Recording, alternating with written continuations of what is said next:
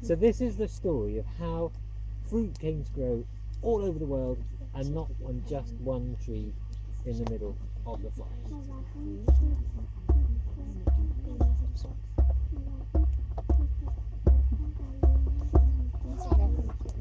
Once upon a time, all the land in the world was one great big land. All the islands were joined together like a massive island. And in that island was a massive forest. And in that forest there lived lots and lots and lots of different animals. There were things like jaguars and snakes and cobras. What else? Lions, rhinos, monkeys, eagles, definitely parrots, orangutans, Crocodile. bear, a what? Crocodile. Crocodiles. Yes, crocodiles. bear, Bears. hippopotamus, Hippopotamuses. Giraffes. There were all kinds of animals. And some of these animals, in fact, quite a lot of them, were very hungry. Because on the bottom of the rainforest, underneath all the trees and the leaves, there's not much light. And there was not much food. So all the animals were gathered together. They were all gathered together in a big heap. They were moaning and groaning with hunger. You can join in with this if you like.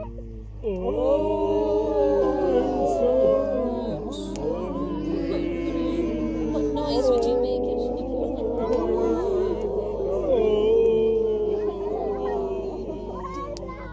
But into the gathering of animals came another animal, and it was quite a pig-like animal, but it had a long snout that wriggled a little and had whiskers on the side, and it had a white band around its middle that stretched depending on how much food it had eaten, and it was quite a wide band, and caught in its whiskers were lots of multicoloured bits of something. This big, fat, sweaty pig came in to the area where the pile of animals were.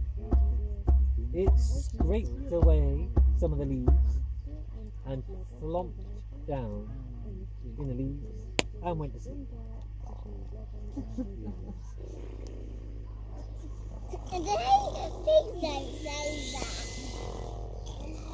The animals looked at the sleeping, well, it was called a tapir. They looked at the sleeping tapir and the jaguar, who was the hunter, and the boss of all the animals, said, I am going to eat him. I am very hungry, and it looks like I could get my teeth into his big leg, and he's going to be delicious. And he came forward very slowly. The other animals said, but boss, look at his mouth. He's got lots of stuff around his whiskers, and can you smell him? He smells sweet and sticky. We reckon he knows where the food is.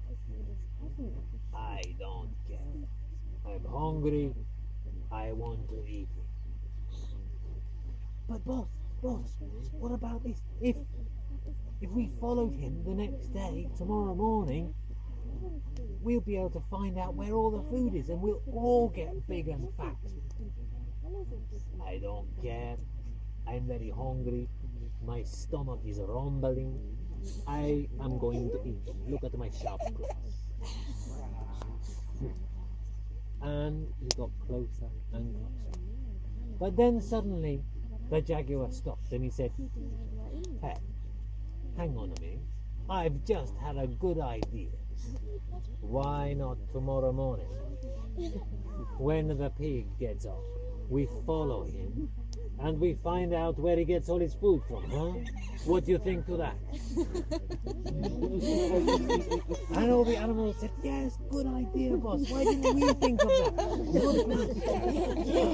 Okay, so who's going to follow him tomorrow morning? Wow, what do you think?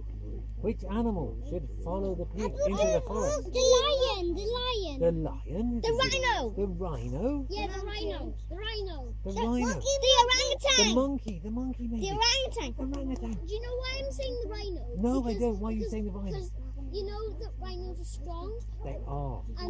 and you could put like bags on it, and then the monkey could ride on the rhino, and the monkey could go up in the tree and pick some fruit and put them in the bag.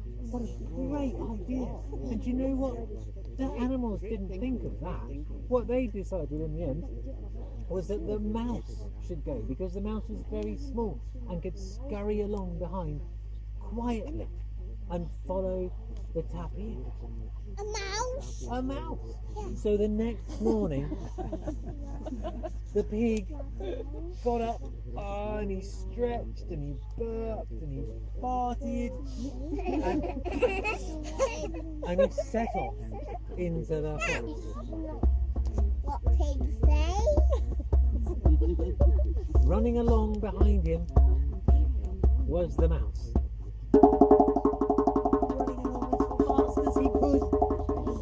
And the pig went deeper and deeper and deeper into the forest. Sometimes that tapir, that pig, he would have to go round the corners, and the mouse would be running along. Carry on through the paths. And sometimes that big, fat, sweaty pig, he would have to climb up over the logs and thump down the other side and carry on his way. And his big belly would scrape, well, it made the branches very smooth on the top where he climbed over. The mouse struggle up, jump off the top, whee! And all would run along, following the pig. Sometimes the pig would splash through the stream. And the mouse, what would the mouse do? He would run along and he would go splash through the stream. And eventually, after a very long time, the pig climbed over another big log, and then this happened. Don't say that. And the pig went.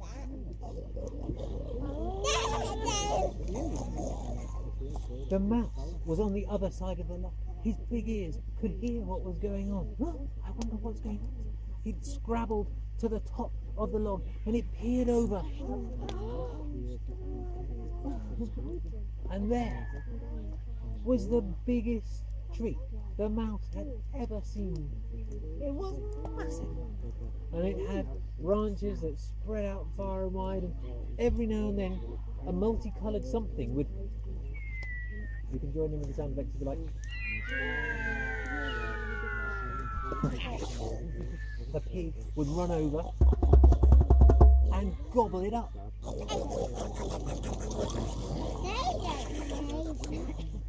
Well, the mouse was wondering what is this stuff that was falling from the tree when near him came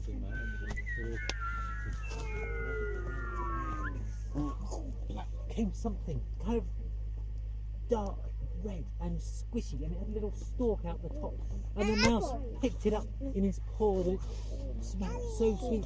The mouse didn't know which bit to eat, but it just shoved his whole face into the fruit.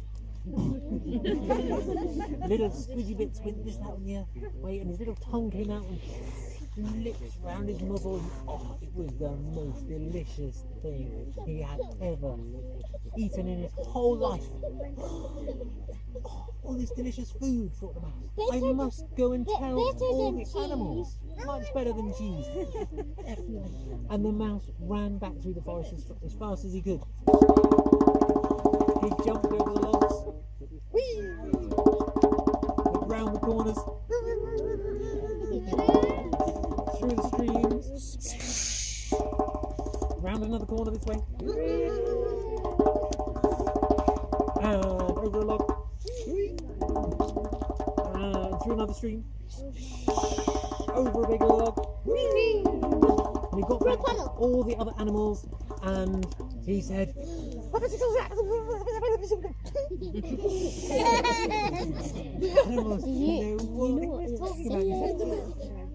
I know where all the food is. Follow me. And he turned round and ran into the forest. And at this point, all the other animals joined in. You ready? They ran to the forest. That's it. Hands on knees, feet to the ground, whatever it is. And let's go around the corner this way. And then let's go over the log. What should we do next? Other corner. Stream. And what should we do next? The stream. Stream. And what should you do next? Over a log. And let's do something else. Let's go, what should we do? Stream, another stream. And another thing. Loop the loop. What's that? Loop the loop. Round the corner. Fantastic. And over one last log. And all the animals went into the tree. The tree. Wavered and shook, and its roots started to come up out of the ground, and it wobbled so much that it was it landed on the ground. And when it landed on the ground, some of the fruit went into the ground, and some of it got flung far up into the air, and it got flung so far that it went all the way out of the forest and landed in other places. And where all the fruit landed, fruit trees and bushes started to grow. And that is one of the stories of how fruit came to grow all over the world and not just on one tree somewhere deep in the forest.